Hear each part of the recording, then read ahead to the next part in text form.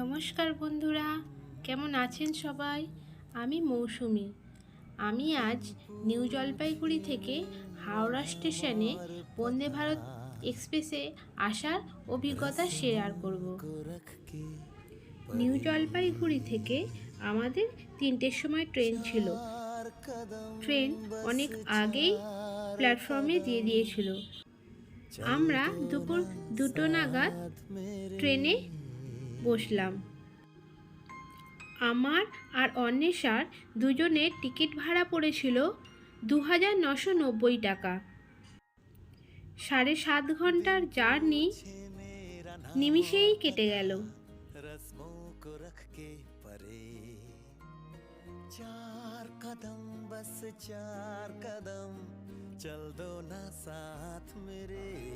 Bag উপরে উঠিয়ে দিলাম।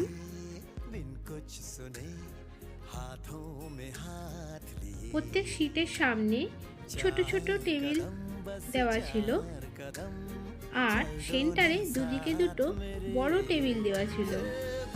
ট্রেনের ভিতরে দুদিকে দুটো স্ক্রিন ছিল, তাতে অ্যানাউন্সমেন্ট হচ্ছিল কোন স্টেশন আসছে, আর ট্রেনের ফেসিলিটি সম্বন্ধে ভিডিও দেখাচ্ছিল।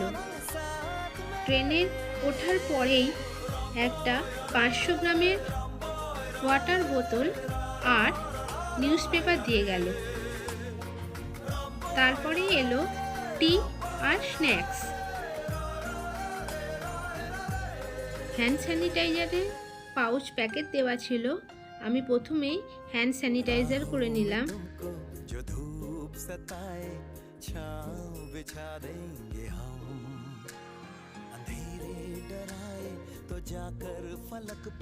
তারপর ইনস্ট্যান্ট টিটা তৈরি করে নিলাম।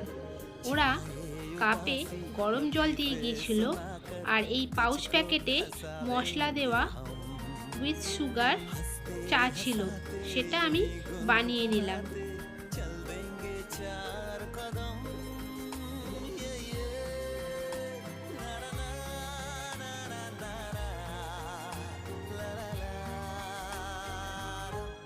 চা খেতে খেতে বাইরের দৃশ্য দেখছিলাম। আমার পছন্দের পিনাট চিক্কিও দিয়েছিল।